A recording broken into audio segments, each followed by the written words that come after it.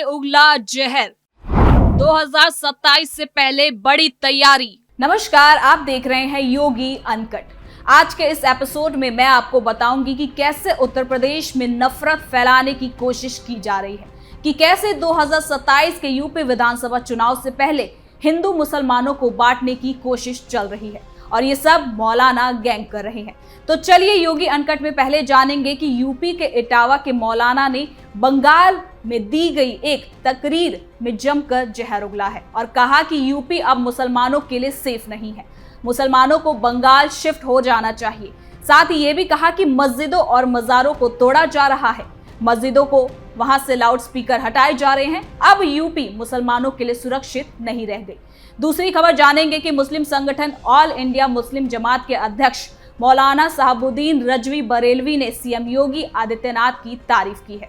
उन्होंने सीएम योगी आदित्यनाथ के कामकाज की सराहना करते हुए कहा कि उनके शासन में मुस्लिमों के खिलाफ कोई कार्रवाई नहीं हुई है।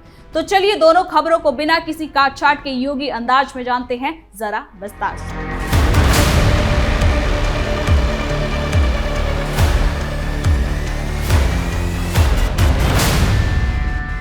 उत्तर प्रदेश की राजनीति और सामाजिक माहौल एक बार फिर तीखी बहस के केंद्र में आ गया है और वजह बने हैं दो अलग अलग मौलानाओं के बिल्कुल अलग बयान, जिन्होंने राज्य में मुसलमानों की सुरक्षा, सरकार की नीतियों और बुलडोजर कार्रवाई को लेकर नई सियासी और वैचारिक लकीर खींच दी है। एक तरफ ऐसा दावा किया गया कि उत्तर प्रदेश मुसलमानों के लिए सुरक्षित नहीं रहा, तो दूसरी ओर उसी राज्य से ये आवाज भी उठी है कि योगी सरकार के दौरान किसी मजार या मदरसे को निशाना नहीं बनाया गया।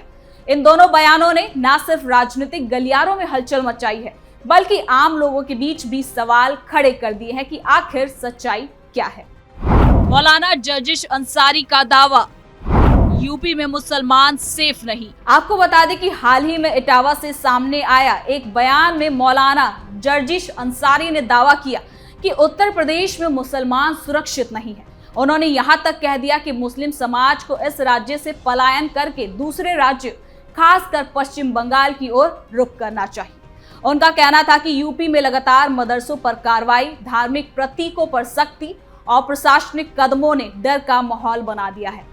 इस बयान का वीडियो सोशल मीडिया पर तेजी से वायरल हुआ और देखते ही देखते ये राजनीतिक चर्चा का बड़ा मुद्दा बन गया है। आप भी देखें वीडियो में क्या कुछ कहा है। यकीन ना आए, हमारे उत्तर प्रदेश में चले जाओ। हम तो कई मर्तबा अपने घर पे कह चुके हैं, अब उत्तर प्रदेश में रहने का दिल नहीं करता, चलो बंगाल में शिफ्ट होते हैं। कई बार हम लोगों में चर्चे हो चुके हैं इस बात के। लेकिन सुन लो मेरे भाइयों, आज हालात क्या हैं, मदरसों पे जाके देख लीजिए, कितने सैकड़ों मदरसों पर बुलडोजर चल चुके हैं। जर्जीश साहब भी अपने इटावा की एक मस्जिद के सेक्रेटरी हैं, शाही जामा मस्जिद, ये आपका इसारुद्दीन देखे हैं, गए हैं। हमारे यहाँ पूरे हिंदुस्तान में इतनी बड़ी मस्जिद अहले हदीस के पास नहीं है जितनी बड़ी हमारी इटावा के अंदर मस्जिद है।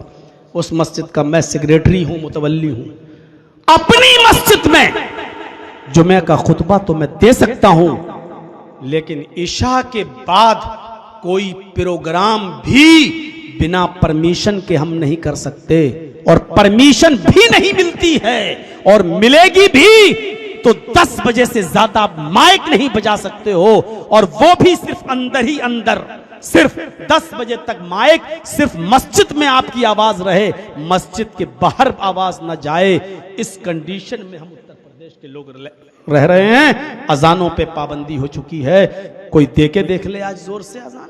क्या बंगाल को भी आप वही बनाना चाहते हैं, उसी माहौल में लाना चाहते हैं आप? ये आपको सोचना है। अक्लमंदी, आप बहुत अक्लमंद हैं, हमें बंगाल के लोगों पर हमेशा भरोसा रहा कि अक्लमंद हैं।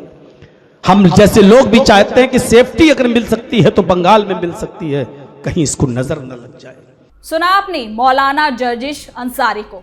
इन मौलाना ने अपने बयान में यह आरोप भी लगाया कि बुलडोजर कार्रवाई के नाम पर मुस्लिम इलाकों को खास तौर पर निशाना बनाया जा रहा है।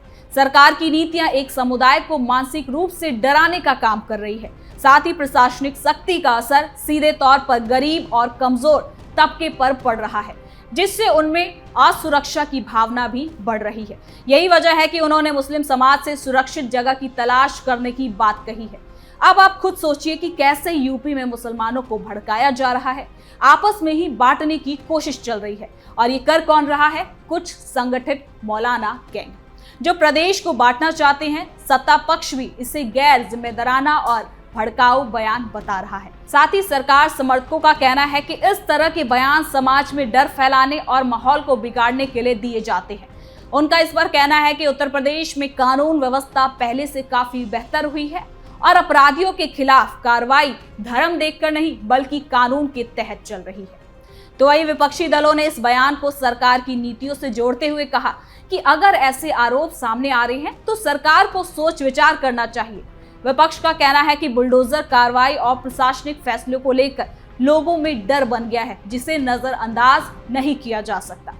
जिसके बाद इस पूरे विवाद ने यूपी की राजनीति में धार्मिक सुरक्षा और अधिकारियों को लेकर कई सवाल उठा दिए हैं। मौलाना बरेलवी ने की सीएम योगी की तारीफ, बोले सीएम योगी से अच्छा कोई सीएम नहीं। अब बात करते हैं दूसरी खबर की।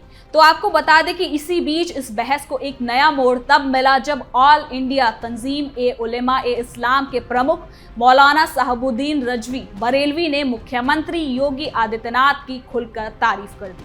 उन्होंने साफ शब्दों में कहा कि योगी सरकार के दौरान किसी भी मजार या मदरसे को बुलडोजर से नहीं गिराया गया है। उनका कहना था ये दावा पूरी तरीके से गलत है कि सरकार धार्मिक स्थलों को निशाना बना रही है। मौलाना साहबुद्दीन रजवी बरेलवी ने कहा कि यूपी में जो भी कार्रवाई हुई है वो अवैध निर्माणों के खिलाफ कानून के तहत हुई है और उसका धर्म से कोई लेना देना बिल्कुल नहीं है। उन्होंने ये भी जोड़ा कि कुछ लोग जानबूझकर भ्रम फैला रहे हैं ताकि राजनीतिक फायदा उठाया जा सके। उनके अनुसार योगी सरकार ने कानून व्यवस्था को मजबूत किया और इसका फायदा हर समुदाय को मिल रहा है। आसाम के मुख्यमंत्री हेमंत कुमार शर्मा को देखें, उनके कारनामों को देखें, और फिर उसके बाद में उत्तर प्रदेश के पड़ोस में उत्तराखंड के मुख्यमंत्री पुष्कर सिंह धामी को देखें और उनके कारनामों को देखें कि किस तरीके से 125 मज़ारों पर बुलडोजर चलाए हैं। और उसके बाद में उत्तर प्रदेश के मुख्यमंत्री योगी आदित्यनाथ जी को देख लें कि उन्होंने उनके आदेश पर कहीं भी किसी मज़ार पर बुलडोजर नहीं चलाया गया और न ही किसी मदरसे पर बुलडोजर चलाया गया है।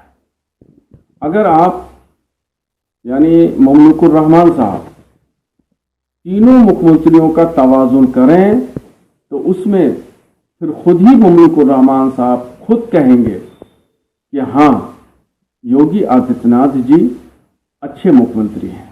बाकी राज्यों से कंपेयर करते हुए कहा कि अगर किसी मजार या मदरसे पर कार्रवाई होती तो सबसे पहले वो खुद इसके खिलाफ आवाज उठाते, लेकिन ऐसा कोई मामला सामने आया ही नहीं है। उनका दावा है कि धार्मिक स्थलों को लेकर डर फैलाना गलत है और इससे समाज में अनावश्यक तनाव पैदा होता है।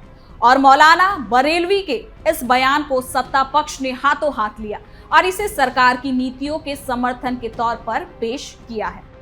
मौलाना ने खोली सपा की पोल, अखिलेश यादव पर जमकर बरसे। लेकिन अब आपको ये भी बता दें कि मौलाना रजवी ने समाजवादी पार्टी पर भी जमकर हमला बोला है और मुसलमानों के रहनुमा बनने वाले अखिलेश यादव की पोल खोल दी। रजवी ने अखिलेश यादव के पीडीए यानी कि परिवार डेवलपमेंट अथॉरिटी फॉर्मूले को पूरी तरीके से असफल बताया। मौलाना रजवी ने साफ कहा कि पीडीए को पिछड़ा, दलित और अल्पसंख्यक का गठबंधन बताया जाता है, लेकिन इसमें मुसलमानों की कोई वास्तविक भागीदारी होती ही नहीं, यानी नाम में अल्पसंख्यक लेकिन जमीन पर मुसलमान गायब। उन्होंने दो टुक शब्दों में कहा कि अगर मुसलमानों को भी इसमें जोड़ा जाता है तो ये पीडीए नहीं बल्कि पीडीएम कहलाता। नारे चाहे जितने हो, बिना रिप्रेजेंटेशन राजनीति सिर्फ भ्रम फैलाने की कोशिश है। आपको बता दें कि इन दोनों बयानों ने एक दिलचस्प तस्वीर जो दोनों से निकल कर आ रही है वो पेश की है। एक तरफ एक मौलाना राज्य छोड़ने की बात कर रहा है तो दूसरी तरफ दूसरे मौलाना उसी सरकार को न्यायप्रिय और संतुलित बता रहे हैं।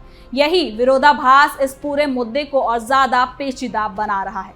सवाल उठता है कि क्या ये सिर्फ व्यक्तिगत राय है या फिर इसके पीछे गहरी राजनीतिक और वैचारिक वजह है।